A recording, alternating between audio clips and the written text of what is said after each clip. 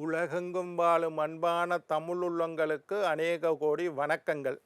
நல்ல நேரம் நிகழ்ச்சியூடாக நல்லதே நினைப்போம், நல்லதே நடக்கும், நலமாயிருப்போம். இன்றைய தினம் 29ஆம் திகதி 3ஆம் மாதம் 2026 ஞாயிற்றுக்கிழமை. விசுவாவசு வருடம் பங்குனி மாதம் 15ஆம் நாள். ஏகாதசி திதி, ஆயில்ய நட்சத்திரம், சித்த யோகம், கரிநாள். ஏகாதசி விரதம் இருக்க வேண்டிய ஒரு நல்ல நாள். இன்றைய தினம் ராகு காலம் 4:30 மணி முதல் 6 மணி வரை. இன்றைய தினம் யமகண்டம் 12 மணி முதல் 1:30 மணி வரை. இன்றைய தினம் நல்ல நேரம் 9 மணி முதல் 10:30 மணி வரை. இன்றைய தினம் குளிகன் நேரம் 3 மணி முதல் 4:30 மணி வரை. இன்றைய தினம் பூராடம் உத்துராடம் நட்சத்திரக்காரர்களுக்கு சந்திராஷ்டம தினம். பூராடம் உத்துராடம் நட்சத்திரக்காரர்களுக்கு சந்திராஷ்டம தினம். சூளம் மேற்கு, பரிகாரம் வெள்ளம். என்ன நேர்களே, வாருங்கள் இனி இன்றைய தினத்திற்குண்டான ராசி பலன்களை பார்க்கலாம்.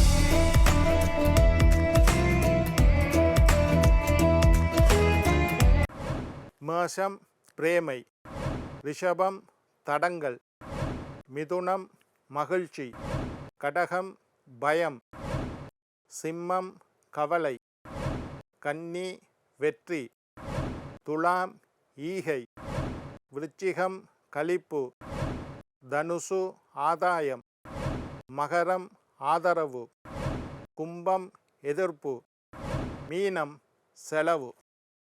ஆன்மீக தகவல் பகுதியில் தொடர்ந்து உங்களை சந்தித்து வருவதில் மட்டற்ற மகிழ்ச்சி அடைகின்றேன். ஒவ்வொரு நாளும் ஒவ்வொரு புதிய அற்புதமான ஆன்மீக தகவல்களை உங்களோட பகிர்ந்து கொண்டு இருக்கிறோம். அந்த வகையில் இன்றைய தினமும் சில நல்ல விஷயங்களை உங்களோட பகிர்ந்து கொள்ளலாம் என்று காத்திருக்கிறேன். எங்களுடைய நிகழ்ச்சிக்கு நீங்கள் தரக்கூடிய ஆதரவு என்னை மகிழ்ச்சி அடைய செய்கின்றது.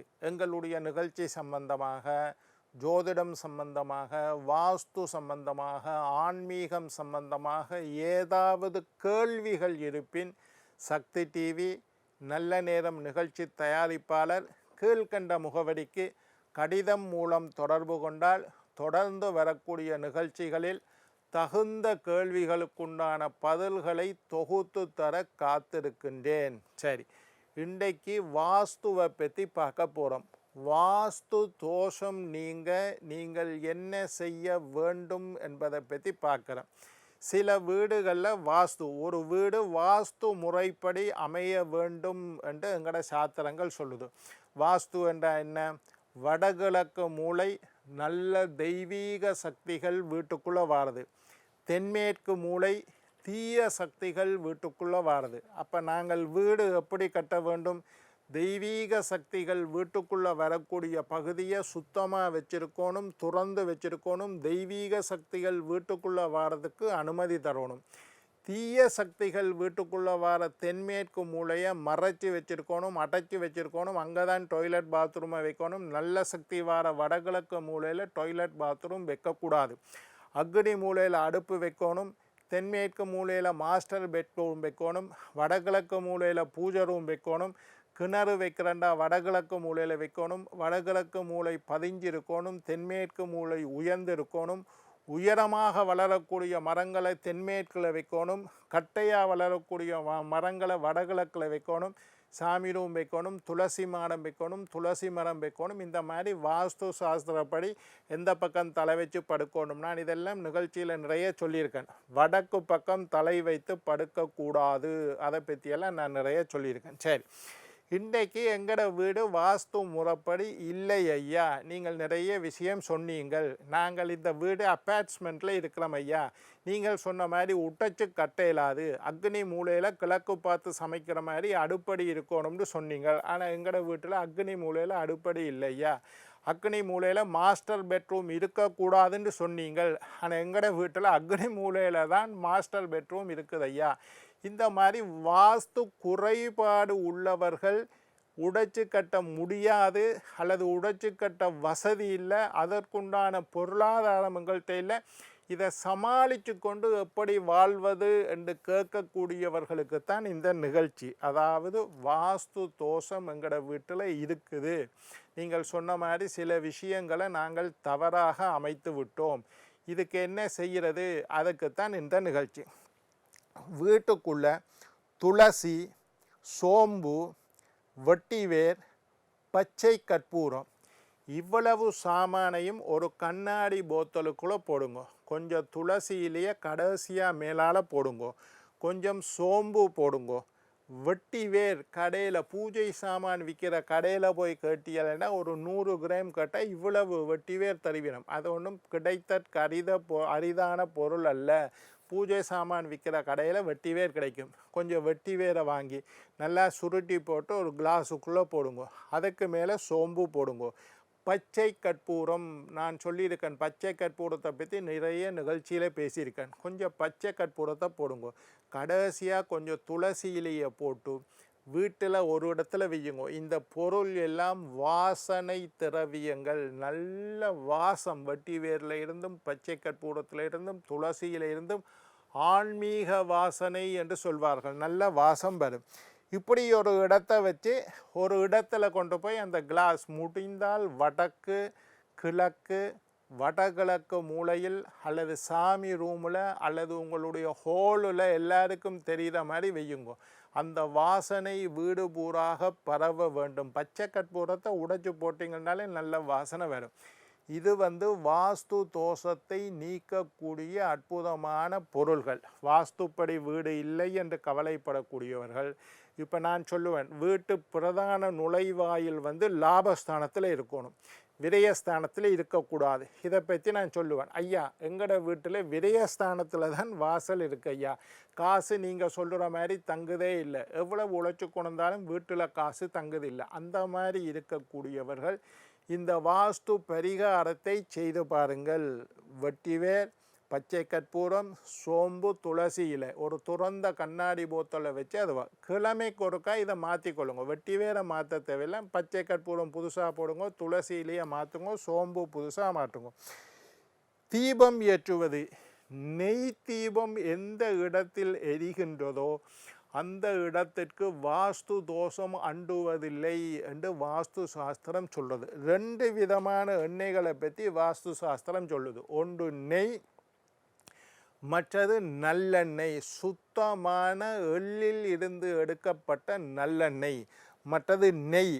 இதை திங்கக்கிழமையில இந்த நெய் தீபத்துக்குள்ளே கொஞ்சம் மருதாணி விதையை போடுங்கள். அது என்ன மருதாணி விதை? மரதோண்டி உங்களுக்கு தெரியும், கைக்கெல்லாம் சிவக்கிறதுக்காக பூசுறது மரதோண்டி. அந்த மரதோண்டி மரத்தில் இருந்து மரதாணி என்று சொல்லுவோம். மரதாணி மரத்தில் இருந்து வரக்கூடிய விதைகள் கொஞ்சம் எடுத்து வச்சுக்கொள்ளுங்க. இந்த நெய் தீபத்துக்குள்ளே கொஞ்சம் மரதாணி விதைகளையும் போட்டு திங்கக்கிழமையில நெய் தீபம் ஏற்றி வந்தால், வாஸ்துவுக்காக தனியும் ஒரு தீபம் ஏற்றி வாருங்கள், உங்களுடைய வாஸ்து தோஷங்கள் நீங்கும். ஒரு சின்ன விளக்கு பெரிய தோஷத்தை இல்லாமல் செய்துவிடும். ஒரு விளக்கு எடுத்துக்கொள்ளுங்க. அகல் விளக்காக இருக்கலாம். மண் விளக்கு கூடாதுன்னு சில பேர், அப்படி இல்லை, சில்வர் விளக்கு தான் ஏற்றக்கூடாது. ஐம்பொன் விளக்கு ஏற்றலாம், பித்தளை விளக்கு ஏற்றலாம்.